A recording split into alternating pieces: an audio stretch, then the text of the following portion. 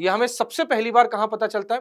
Obviously aldehyde ketones chapter में, and इसका ज्यादा डिस्क्रिप्शन होता है बायोमोलिक्यूल्स। अब Cl को हीट करके ऐड किया गया है। Cl को अगर हीट करके ऐड किया गया है तो ये एलाइलिक सब्स्टिट्यूशन के अंदर आता है। सो अगर मैं रिएक्टिविटी के हिसाब से देखूं तो P सबसे ज्यादा रिएक्टिव होता है। ये भी एक इंटरेस्टिंग चीज है। बहुत लोग सोचते हैं कि नोमेनक्लेचर से क्वेश्चन नहीं आएगा। तो जेई क्रैक करने के लिए क्या चाहिए? Practice practice. प्रैक्टिस से जेई के अनलिमिटेड क्वेश्चंस की प्रैक्टिस प्रैक्टिस प्रैक्टिस।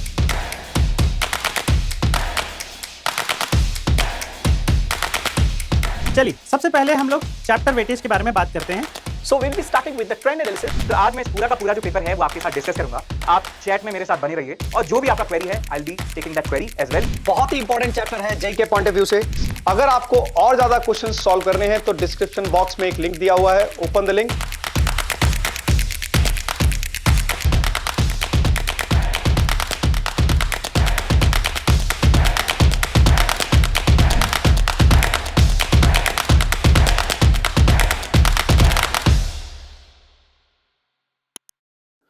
तो आज के सेशन में हम देखेंगे best problems from carboxylic acid and its derivatives.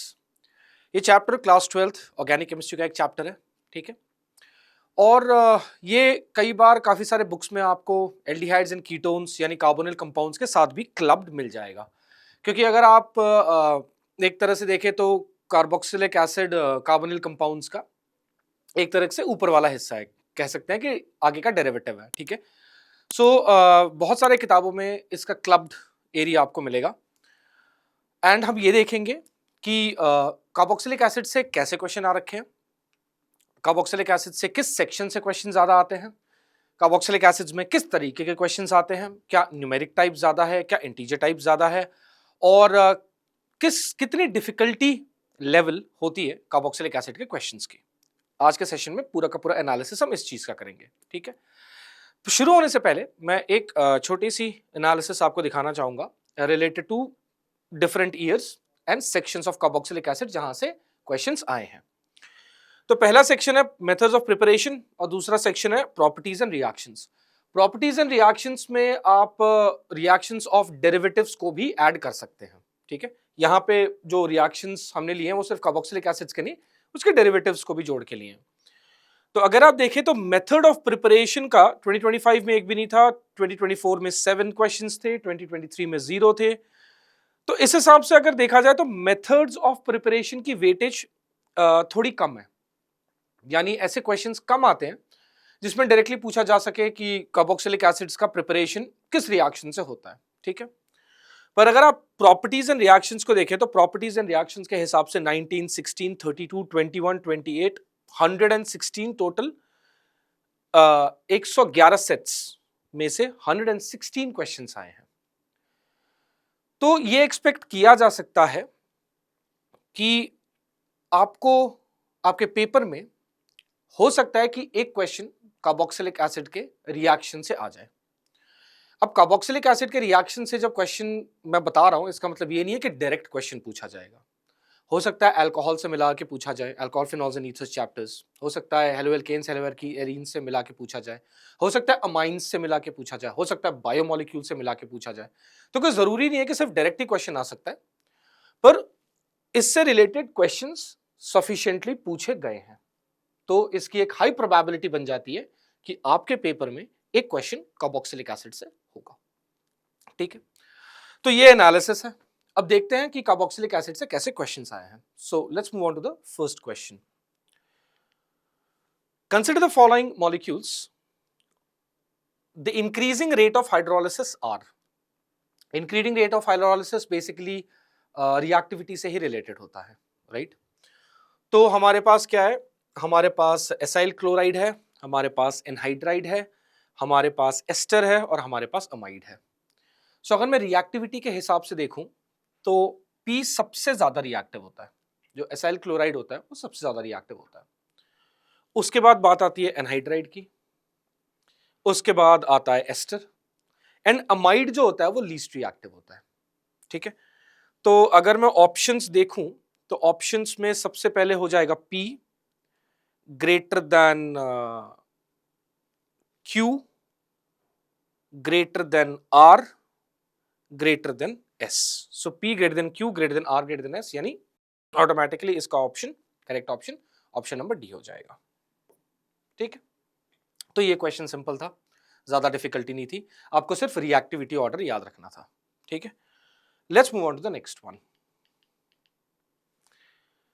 The IUPAC name of tartaric acid is, हाँ ये भी एक इंटरेस्टिंग चीज है। बहुत लोग सोचते हैं कि नोमेनक्लेचर से क्वेश्चन नहीं आएगा, पर नोमेनक्लेचर एक काफी हॉट फेवरेट टॉपिक है, नोमेनक्लेचर से क्वेश्चन आ सकता है। ठीक है, अब नेम ऑफ टार्टरिक एसिड जानने के लिए पहले तो टार्टरिक एसिड का स्ट्रक्चर पता होना चाहिए, राइट? तो टार्टरिक एसिड का स्ट्रक्चर कुछ इस तरीके का होता है।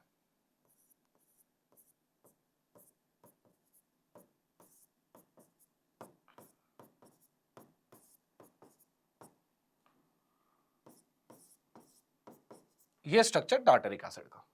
ठीक है, तो अगर मैं लॉन्गेस्ट चेन के हिसाब से लिखूं तो 1 2 3 4, लॉन्गेस्ट चेन 4 है, यानी ब्यूट सीधा आ गया, और 2 3 पे हाइड्रोक्सी है।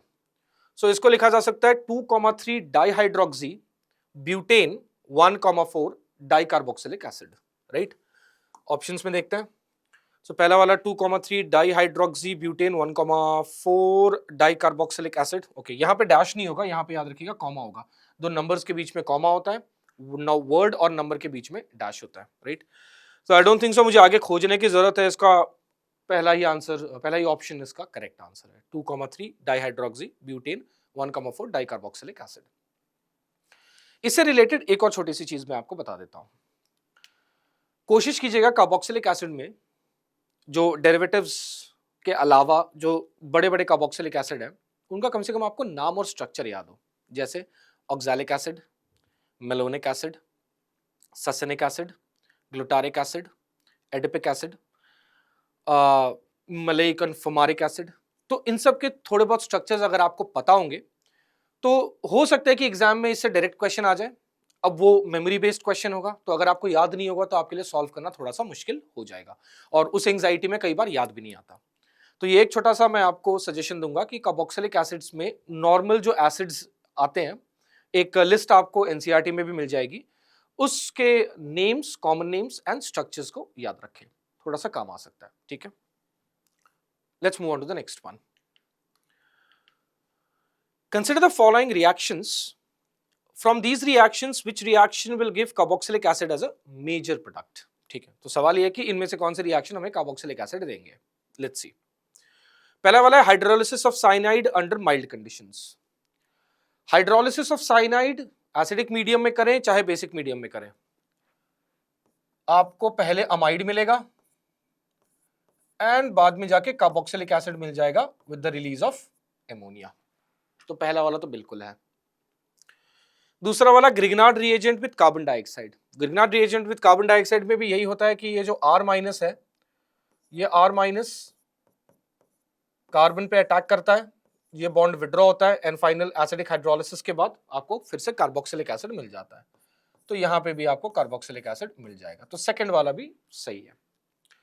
Third, reduction of cyanide using SnCl2 HCl and H3O+। So SnCl2 HCl normally जब रिएक्शन होता है तो ये स्टीफेंस रिडक्शन है एक तरह से। साइनाइड में SnCl2 स्टैनस क्लोराइड और हाइड्रोक्लोरिक एसिड लेके हम स्टीफेंस रिडक्शन करते हैं।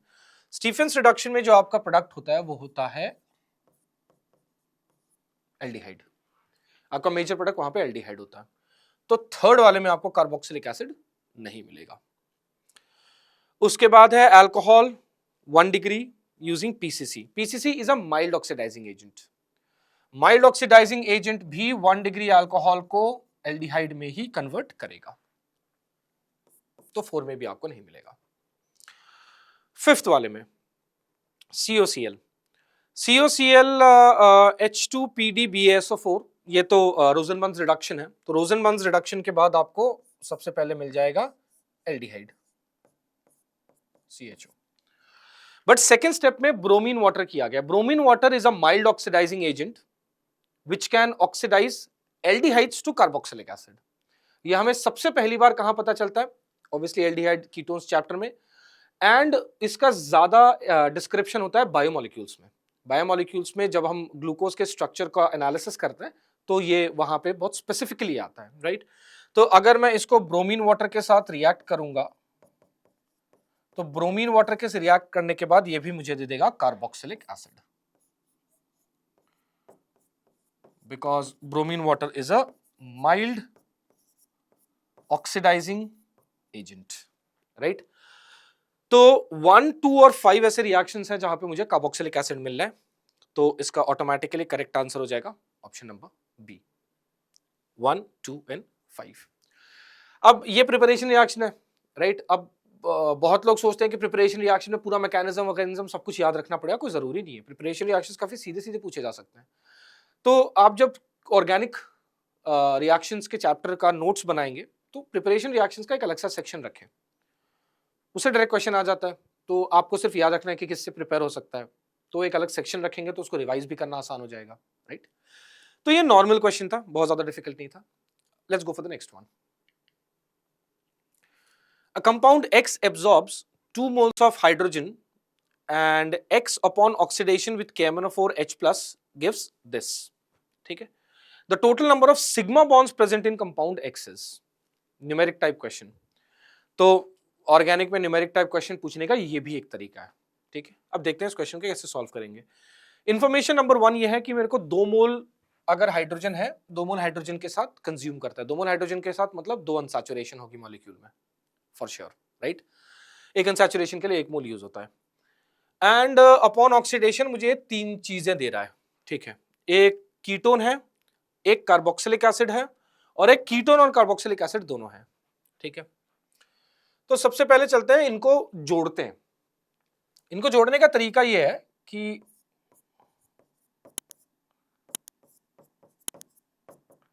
हमने पहला वाला मॉलिक्यूल लिखा एंड दूसरे वाले को उसके बगल में लिख दे रहा हूं मैं, ताकि पता चल जाएगा जोड़ना कैसे है। दूसरा वाला मतलब इस साइड का एंड लिख रहा हूं मैं, CH2 CH2 C, ये डबल बॉन्ड O, ये आ गया CH3।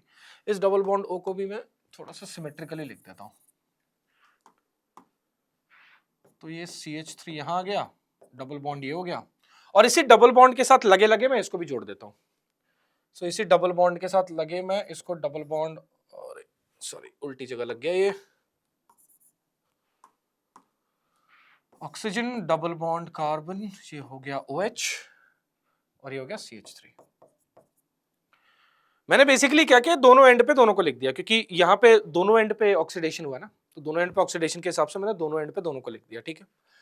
अब जुगाड़ करने का तरीका ये है, या जोड़ने का तरीका ये है कि इन दोनों को जोड़ो यहां से एंड इन दोनों को जोड़ो यहां से, ठीक है। तो आपको सिर्फ अरेंज करना है, बाकी जोड़ना तो आसानी काम है। ये उल्टा काम हम ओजोनोलिसिस में भी बहुत ज्यादा करते हैं, ओजोनोलिसिस के क्वेश्चंस में।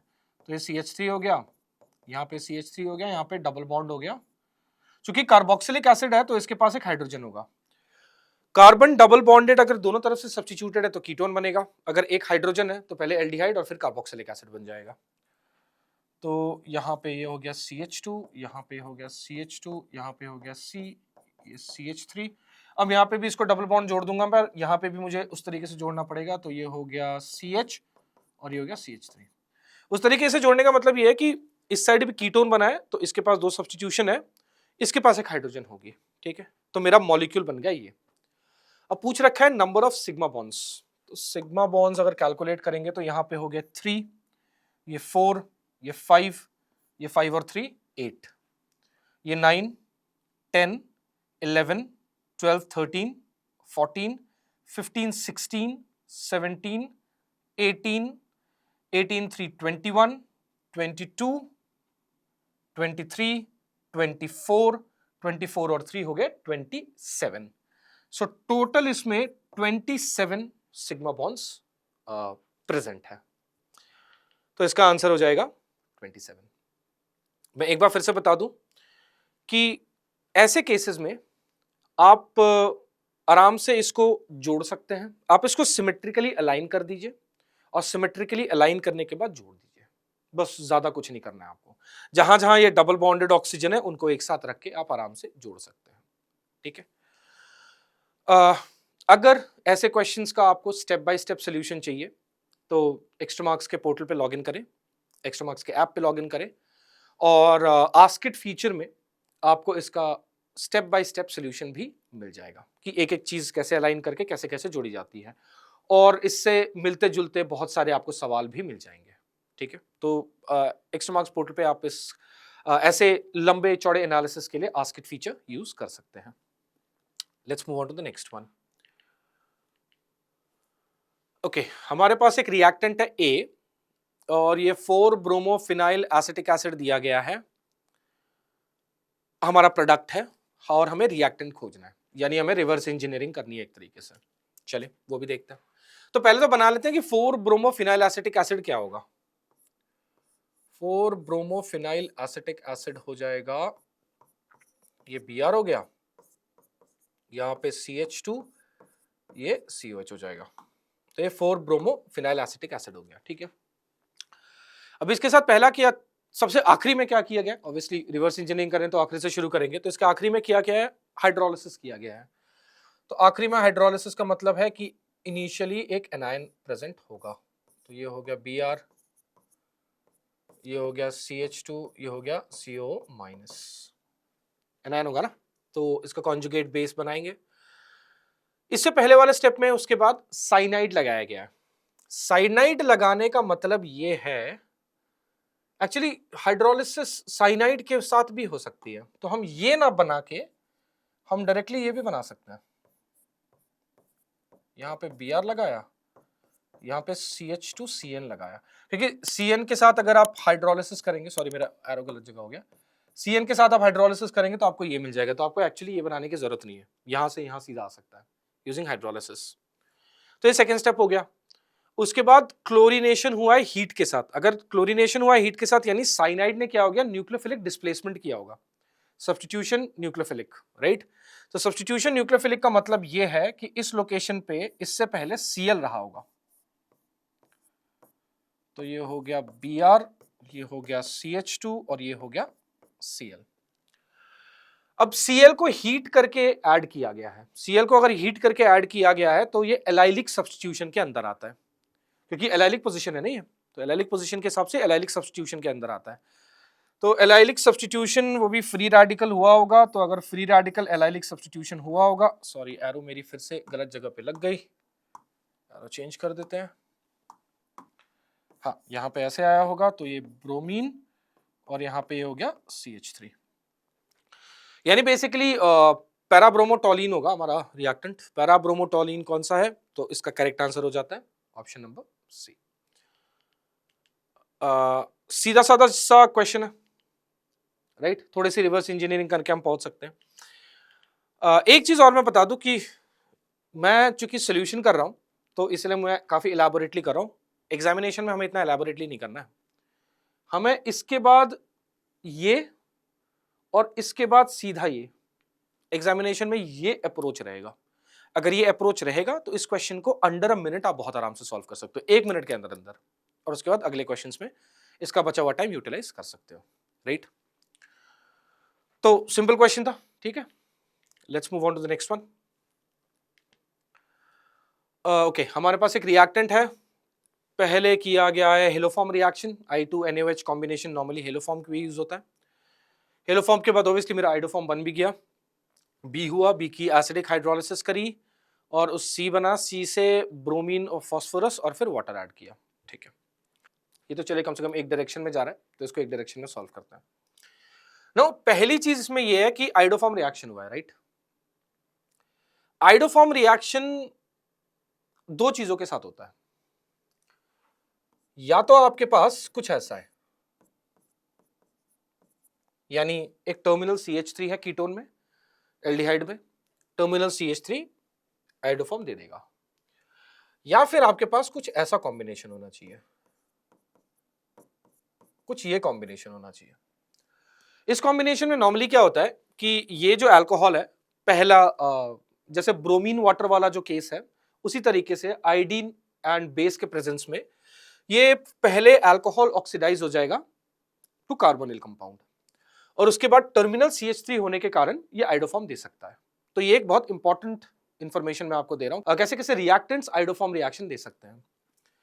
ये कॉम्बिनेशन और अल्कोहल में ये कॉम्बिनेशन, और एक बहुत स्पेशल केस है इथेनॉल, एथेनॉल आइडोफॉर्म देता है, ठीक है, ब्यूटेन टू ऑल आइडोफॉर्म देता है, ब्यूटेन टू ऑल आइडोफॉर्म देता है। तो इस कॉम्बिनेशन से भी आपको आइडोफॉर्म मिल सकता है। तो अगर हम इस कॉम्बिनेशन को यहां पे लगाएं, डबल बॉन्डेड ये हो गया, यहां पे OH हो गया, तो पहले अगर आइडोफॉर्म करें NaOH के साथ तो मुझे मिल जाएगा कार्बोक्सिलेट आयन। आइडोफॉर्म का दूसरा मतलब प्रोडक्ट जो है वो कार्बोक्सिलेट आयन ही बनता है प्लस आइडोफॉर्म। तो आइडोफॉर्म मेरे पास यहाँ पे लिखा हुआ है, बी वाला हो गया कार्बोक्सिलेट। कार्बोक्सिलेट की हाइड्रोलिसिस की है, यानी स्ट्रॉन्ग एसिडिक मीडियम में अगर इसकी हाइड्रोलिसिस करेंगे तो ये डबल बॉन्डेड हो गया, ये डबल बॉन्डेड हो गया और ये OH हो गया। ठीक है, अब उसके बाद bromine and phosphorus. Bromine and phosphorus से किसी को कुछ याद आता है? एक बड़ा फेमस रिएक्शन है इसका, जब भी मैं नाम लेता हूं बच्चे बड़ा हंसते हैं। Hell Volhard Zelinsky reaction, HVZ reaction. HVZ reaction क्या होता है? HVZ रिएक्शन में हम जो अल्फा पोजीशन है उसको हैलोजिनेट करते हैं। तो इसका अल्फा पोजीशन है ये, तो यानी ये हैलोजिनेट होगा हेल-वोल्हार्ड-ज़ेलिंस्की के थ्रू। ये O माइनस हो जाता है, इसलिए वाटर ऐड कर रहे हैं लास्ट में कि हाइड्रोलिसिस हो जाए, तो हम फाइनल प्रोडक्ट ही बना देते हैं। तो इसमें मेन ट्रिकी चीज ये थी कि अगर किसी को हेल-वोल्हार्ड-ज़ेलिंस्की याद है तो ये हो जाएगा, हेल-वोल्हार्ड-ज़ेलिंस्की याद नहीं है तो बात फंस जाएगी। ठीक है, तो हेल-वोल्हार्ड-ज़ेलिंस्की के बाद अल्फा पोजीशन को हैलोजिनेट करने के बाद ऑब्वियसली इसका आंसर हमें मिल जाता है, द आंसर इज डी। बहुत ज्यादा डिफिकल्ट नहीं है, सिंपल सा क्वेश्चन था।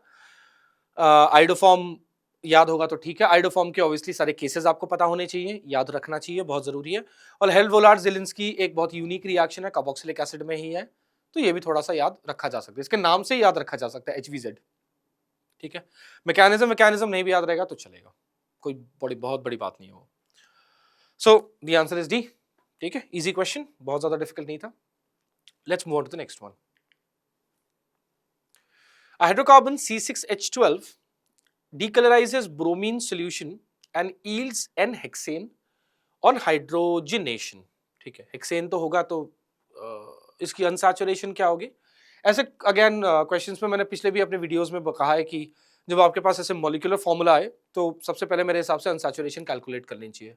तो इसका अगर DU अनसैचुरेशन कैलकुलेट करेंगे डिग्री तो हो जाएगा 6 × 2 + 2 - 12 डिवाइडेड बाई 2, तो 12 14 14 - 12 डिवाइडेड बाई 2, यानी इसकी डिग्री ऑफ अनसैचुरेशन है 1। तो ये कहीं ना कहीं ईन होगा, एक एल्कीन होगा ये। On oxidation with KMnO4, it affords two different monobasic carboxylic acid of type RCOH. The compound is। ठीक है, एक एक करके एनालिसिस करता। पहला वाला साइक्लोहेक्सेन, साइक्लोहेक्सीन में ठीक है, डिग्री ऑफ अनसैचुरेशन पहली बात तो इसमें गलत हो जाएगी, डिग्री ऑफ अनसैचुरेशन इसमें 2 है, एक तो हो गया रिंग का, एक हो गया पाई बॉन्ड का, तो बात तो पहले वाले में फंस गई। ठीक है, दूसरी में अगर मैं इसको कार्बोक्सिलिक एसिड में कन्वर्ट भी करता हूं तो मुझे एक ही कार्बोक्सिलिक एसिड मिलेगा, ये रिंग यहां से टूटेगा और दोनों टर्मिनल साइड पे कार्बोक्सिलिक एसिड बन जाएगा, ए तो नहीं हो सकता। बी वाले में देखते हैं, हेक्स-2-इन,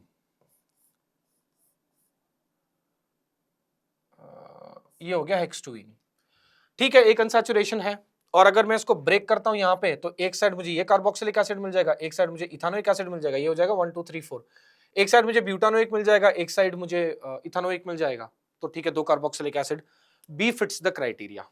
सी देखते हैं एक बार, हेक्स-1-इन।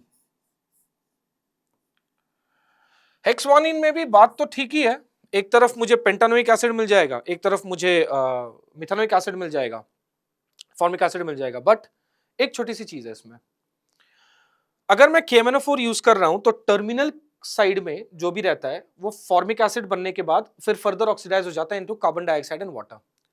तो rather than giving 2 monobasic acid, ये कार्बन डाइऑक्साइड और वाटर एक का दे देगा, जो कि क्वेश्चन में मेंशन्ड नहीं है, तो सी भी नहीं हो सकता। हेक्स-3-इन, चलिए हेक्स-3-इन का मैं आपको ऐसे स्ट्रक्चर दिखाता हूं, मेरे हिसाब से ऐसे स्ट्रक्चर में ज्यादा समझ में आएगा। हेक्स-3-इन स्ट्रक्चरल फार्मूला अगर मैं दिखाऊं तो CH2, ये हो गया CH3। तो स्ट्रक्चरल फार्मूले के हिसाब से अगर मैं इसको यहां से ब्रेक करता हूं तो ये सिमेट्रिकली ब्रेक हो जाएगा, ये मुझे दे देगा प्रोपानोइक एसिड। ऑब्वियसली अब तक जो हमने एनालिसिस किया है उसके हिसाब से the correct answer is option number B, hex two ene है, एक मुझे ब्यूटानोइक एसिड दे देगा, एक इथानोइक एसिड दे देगा और बाकी सारे क्राइटेरिया पे फिल करता है. So yes, B is the correct answer. Let's move on to the next question. Which of the following acids on heating gives geometrical isomers as a product? Okay. Geometrical isomerism देखनी है, ठीक है. तो पहले वाले में ये क्या है, अल्फा हाइड्रोक्सी कार्बोक्सिलिक एसिड है. Now alpha hydroxy carboxylic acid heat करने पे डीकार्बोक्सिलेट तो नहीं करेगा पर डिहाइड्रेट कर सकता है. बायोमोलिकुलर हाई टेम्परेचर पे अल्कोहल डिहाइड्रेट करता है, तो हम ये एक्सपेक्ट कर रहे हैं फिलहाल कि हीट करेंगे तो डिहाइड्रेट करेगा. तो अगर इसको हीट करेंगे डिहाइड्रेट करेगा तो ये मुझे दे देगा CH2 double bond CH single bond COH. यहां पे मुझे ज्योमेट्रिकल आइसोमरिज्म तो नहीं मिल सकता, तो पहला वाला ऑप्शन गया. इस बार ऐसे चलता है, ठीक है, हमेशा ऐसे चलता है, इस बार ऐसे चलता है थोड़ा. इस वाले केस में तो पॉसिबल ही नहीं है, आप हीट भी करोगे तो कुछ नहीं होगा, ज्यादा से ज्यादा एल्कीन बन जाएगा, ठीक है, और एल्कीन भी बहुत मुश्किल से बनेगा ये. तो सी वाले केस में तो नॉर्मली मतलब कार्बोक्सिलिक एसिड को हीट करोगे तो बहुत ज्यादा हीट करेंगे तो डीकार्बोक्सिलेट हो जाएगा बहुत हाई टेम्परेचर्स पे, but not a viable reaction. तो सी की बात नहीं करेंगे, डी तो हो नहीं सकता, ऑल ऑफ दिस तो ऑप्शन ही गया. बी वाले में देखते हैं. बी वाले केस में ये 1,1 डाइकार्बोक्सिलिक एसिड है. 1,1 डाइकार्बोक्सिलिक एसिड को जब आप हीट करते हैं तो ये डीकार्बोक्सिलेट कर जाता है, तो यहां से कार्बन डाइऑक्साइड निकल जाएगा. तो हम इसको हीट करेंगे तो हमें मिलेगा carboxylic acid Cl plus carbon dioxide.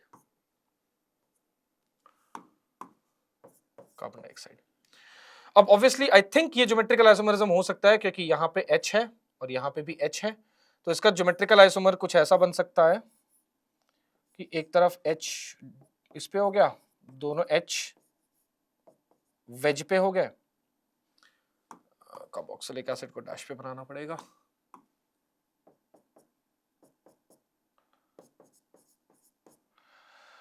अच्छा ये कार्बोक्सिलिक एसिड नहीं, सॉरी Cl होगा.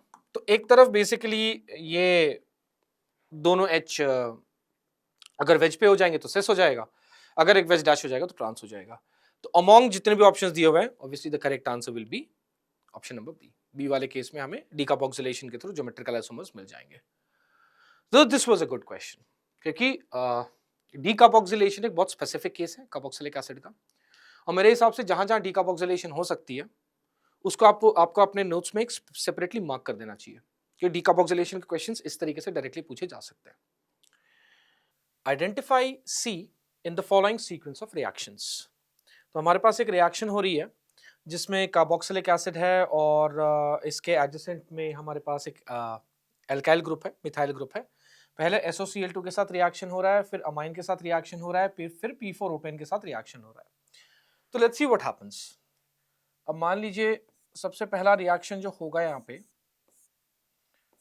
वो होगा C डबल बॉन्ड OH का SOCl2 के साथ. तो SOCl2 एक हैलोजिनेटिंग एजेंट है. तो हैलोजिनेटिंग एजेंट का मतलब ये हो गया कि बेंजीन नहीं रहेगा. हैलोजिनेटिंग एजेंट का मतलब ये है कि वो OH हट जाएगा और यहाँ पे Cl लग जाएगा और CH3 वैसा ही रहेगा. एक छोटी सी चीज और आपको ध्यान देनी है यहाँ पे कि चूंकि रिएक्शन कार्बन पे नहीं हो रहा है तो ये वेज ऐसे का ऐसे ही रहेगा. इस पॉइंट पे जो कॉन्फ़िगरेशन है उसमें कोई चेंज नहीं होगा. इसके बाद इसका रिएक्शन हो रहा है अमाइन के साथ रिएक्शन बेसिकली मुझे एक अमाइड दे देगा. सो अगेन सेम चीज, वहां पे कॉन्फ़िगरेशन चेंज नहीं होगी. यहाँ पे हमें मिल गया एक अमाइड और यहाँ पे मिल गया एक CH3. अब जो P4O10 है, P4O10 एक डिहाइड्रेटिंग एजेंट है. तो P4O10 बेसिकली अमाइड को डिहाइड्रेट करेगा. अमाइड को डिहाइड्रेट करने के बाद वो बना देगा साइनाइड. पर अगेन इंपॉर्टेंट चीज की कॉन्फ़िगरेशन पे कोई चेंज नहीं होगा. तो यहाँ पे P4O10 again it's a dehydrating agent, amide को साइनाइड में कन्वर्ट कर देगा. यानी साइनाइड हमारा वेज पे रहना चाहिए और CH3 हमारा डैश पे रहना चाहिए. अकॉर्डिंग टू दिस जो सबसे सही ऑप्शन आ रहा है वो ऑप्शन ऑब्वियसली नंबर सी है. तो इसका करेक्ट आंसर हो जाएगा option number C. An optically active compound X has molecular formula C4H8O3. Okay, it evolves carbon dioxide with NaHCO3, तो obviously it has to be carboxylic acid. Carboxylic acid he react करता है. Reacts with LiLH4 to give a chiral compound X. तो पहले optically active था, यानी पहले chiral था, reaction के बाद हो गया ये ए कायरल. ठीक है, देखते हैं इसमें क्या कर सकते हैं. तो एक एक करके अगेन एनालिसिस शुरू करते हैं. तो सबसे पहले ऑप्टिकली एक्टिव खोजते हैं. क्या ये ऑप्टिकली एक्टिव है? हाँ, ये ऑप्टिकली एक्टिव है ऑब्वियसली, और ये सेकेंड वाली क्राइटेरिया को भी फुलफिल करेगा, कार्बन डाइऑक्साइड देगा, ऑब्वियसली ये COH है.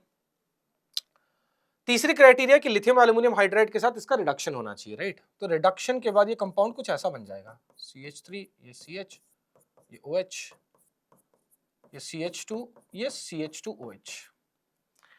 अगर रिडक्शन के बाद बना तो यहाँ पे अगर इसमें इस कार्बन को देखो तो ये कार्बन तो कायरल है, क्योंकि इसके पास 4 डिफरेंट ग्रुप्स हैं. तो ये तो नहीं हो सकता इसका आंसर, क्योंकि रिडक्शन के बाद भी you'll get a chiral compound. ये नहीं है. Let's go to B. B के केस में हो जाएगा ये CH3, ये हो जाएगा CH, ये हो जाएगा ये CH3, और ये हो जाएगा CH2OH. ये भी कायरल है, रिडक्शन के बाद ये कार्बन भी कायरल है, तो बी भी नहीं हो सकता. सी के केस में हम देखते हैं तो ये हो जाएगा CH3, CH, CH2OH है, और ये भी बन जाएगा CH2OH. ये अच्छा लग रहा है क्योंकि ये कार्बन कायरल नहीं है. सॉरी, मैं इसको हटा देता हूँ. ये कार्बन कायरल नहीं है. तो पहले कायरल था डिफरेंट ग्रुप से, अब कायरल नहीं है, तो सी आंसर हो सकता है. चौथा वाला भी चेक कर ही लेते हैं. चौथे वाले केस में हमें मिलता है CH3, CH2, CH, OH, और ये हो गया CH2OH. तो इस वाले केस में भी हमें ये कायरल कार्बन मिल गया. ये कार्बन तो कायरल है, यानी the most optimum answer for this question will be option number C. इसका आंसर ऑप्शन नंबर सी हो जाएगा. ठीक है. Identify A and B in the following reaction. तो हमारे पास एक अमाइड है, अमाइड को हीट कर रहे हैं और उसका एसिडिक हाइड्रोलिसिस भी कर रहे हैं.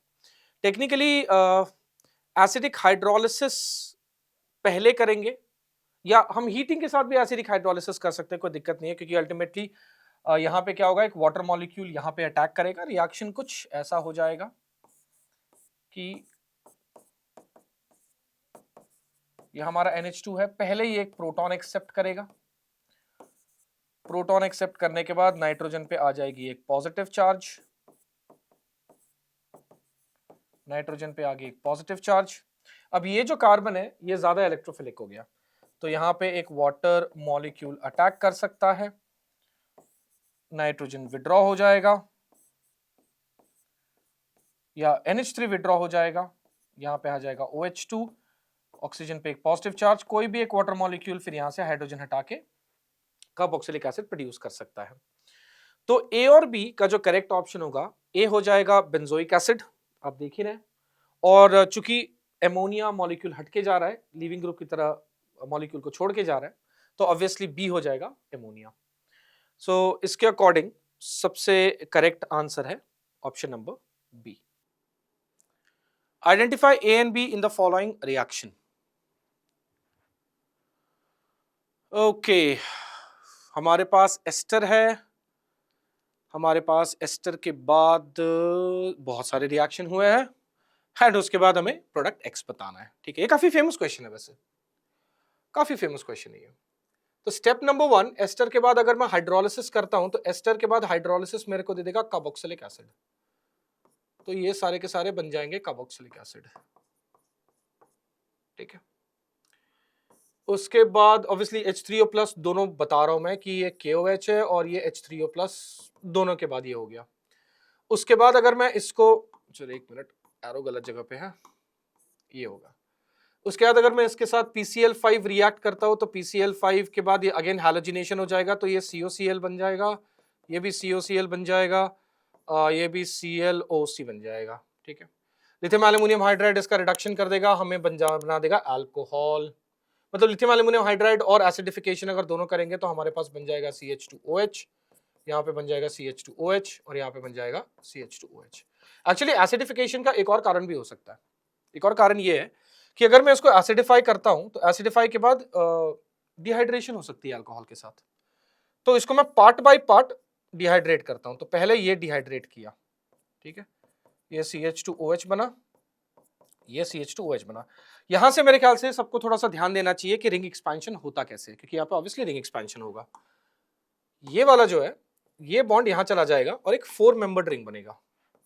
तो हम बनाएंगे एक 4 मेंबर्ड रिंग, ठीक है। पॉजिटिव चार्ज एडजेसेंट, ये CH2 यहां आया, तो पॉजिटिव चार्ज हमने एडजेसेंट साइड शिफ्ट कर दिया, क्योंकि ये वाला कार्बन जो है इट लूज अ बॉन्ड। तो ये CH2OH यहाँ पे आया, ये CH2OH यहाँ पे आया। अब फिर इसको भी यहाँ पे एक एल्कीन बना देंगे, क्योंकि यहाँ पे एक हाइड्रोजन है, वो हाइड्रोजन एलिमिनेट हो जाएगा, हाइड्रोजन एलिमिनेट हो जाने के बाद एल्कीन बन जाएगा। तो अभी तक मेरे पास कुछ ऐसा है, डोंट वरी, मैं मूव करता हूँ आपको दिख जाएगा। अभी तक मेरे पास कुछ ऐसा है, ठीक है। अगले वाले पेज में इसको भी एक्सपैंड करते हैं। तो मेरे पास है ये CH2OH, CH2OH। अब किसी एक अल्कोहल को फिर से चेंज करता हूं मैं, तो ये CH2+, ये बन गया CH2OH, ठीक है। अब इसको फिर से एक्सपैंड करता हूं, तो इसको इस बार यहां से एक्सपैंड करता हूं मैं, ये बॉन्ड इधर ले जाता हूं, तो एक 5 मेंबर्ड रिंग बनाऊं। एक मिनट, इसको थोड़ा सा आराम से प्रॉपर्ली दिखा देते हैं कि कौन सा बॉन्ड कहां जा रहा है। इस बॉन्ड को यहां मूव करेंगे और इस कार्बन के पास आएगा एक पॉजिटिव चार्ज, ठीक है। तो पहले एक 5 मेंबर्ड रिंग बनाएंगे। 5 मेंबर्ड रिंग में अगेन जो कार्बन है उसके जहां पे डबल बॉन्ड है, डबल बॉन्ड बना दीजिए। उसके एडजेसेंट में यहाँ पे CH2OH है, एडजेसेंट में, तो यहाँ पे CH2OH कर दीजिए। इसके बगल में एक ये CH2 आया नया वाला, और यहाँ पे एक आया पॉजिटिव चार्ज, कि पॉजिटिव चार्ज इस कार्बन पे शिफ्ट करेगा ना, तो ये वाला जो कार्बन है वो ये है, तो यहाँ पे आया एक पॉजिटिव चार्ज। एल्कीन बनाइए, तो यहाँ पे बना दिया मैंने एक एल्कीन, यहाँ पे आ गया CH2OH, ये। अब इस बॉन्ड को अच्छा पहले कैटायन बना देते हैं, इसके बाद बना देते हैं कैटायन, ये गया CH2+। यहाँ पे कैटायन बना देते हैं, यहाँ पे ये एक्सपेंशन हो जाता है, यहाँ पे अगर इसको एक्सपेंशन कर देते हैं तो ऑब्वियसली एक 6 मेंबर्ड रिंग बना दो, एडजेसेंट में पाई बॉन्ड लगा दो और पॉजिटिव चार्ज कहीं पे भी शिफ्ट कर दो। तो पॉजिटिव चार्ज सपोज यहाँ पे शिफ्ट किया, यहाँ पे एक हाइड्रोजन है, यहाँ पे हाइड्रोजन निकलेगा और मुझे मैं दे देगा अल्टीमेटली बेंजीन। तो इस तरीके से रिंग एक्सपेंशन होता है। ये क्वेश्चन इसलिए भी इंपॉर्टेंट है क्योंकि बहुत सारे ऐसे सिनेरियोज होते हैं जहां पे लोगों को समझ भी नहीं आता रिंग एक्सपैंड कैसे करें। तो ये था step by step ring expansion. मैंने एक एक स्टेप आपको बताया कि कौन सा बॉन्ड कहां जाएगा, कैसे कैसे पॉजिटिव चार्ज मूव करेगा, कैसे कैसे एल्कीन बनेगी। तो ये पूरा प्रोसेस है रिंग एक्सपेंशन का, ठीक है। ऐसे रिंग एक्सपेंशन मेरे हिसाब से ऐसे 1-2 क्वेश्चंस आप प्रैक्टिस करेंगे, उसके बाद आपको ऑटोमेटिकली समझ में आ जाएगा कैसे खट खट खट मूव करना है। उसके बाद आपको सारी चीजें लिखने की जरूरत नहीं पड़ेगी। तो correct answer is obviously benzene, आपको बेंजीन मिल जाएगा, ठीक है। Let's move on to the next one. Product is obtained in the above reaction is, ठीक है क्या हमारे पास रिएक्टेंट? हमारे पास एस्टर है और वो भी 3 है, चलिए। और हम हाइड्रोलिसिस कर रहे हैं at 100 degree Celsius for several hours. तो एस्टर का हाइड्रोलिसिस तो एक ही चीज मीन कर सकता है कि अल्कोहल बनेगा एंड कार्बोक्सिलिक एसिड बनेगा। तो ये वाला सेक्शन अल्कोहल बन जाएगा, ये वाला सेक्शन अल्कोहल बन जाएगा, ये वाला सेक्शन अल्कोहल बन जाएगा, और हमें 3 गुना RCOOH मिल जाएगा। तो हमें A भी मिल सकता है, हमें B भी मिल सकता है। तो इसका करेक्ट आंसर हो जाएगा ऑप्शन नंबर C। पिछले वाले से तो काफी सिंपल था। एंड हाँ, एस्टर की हाइड्रोलिसिस भी पूछी जाती है। मतलब कई बार ना आप सैंपल पेपर्स देखेंगे या प्रीवियस ईयर क्वेश्चंस देखेंगे, ये भी कभी ना कभी डेफिनेटली आया होगा। तो आप देखेंगे कि एस्टर की हाइड्रोलिसिस आपको मिल जाएगी नॉर्मली, ठीक है।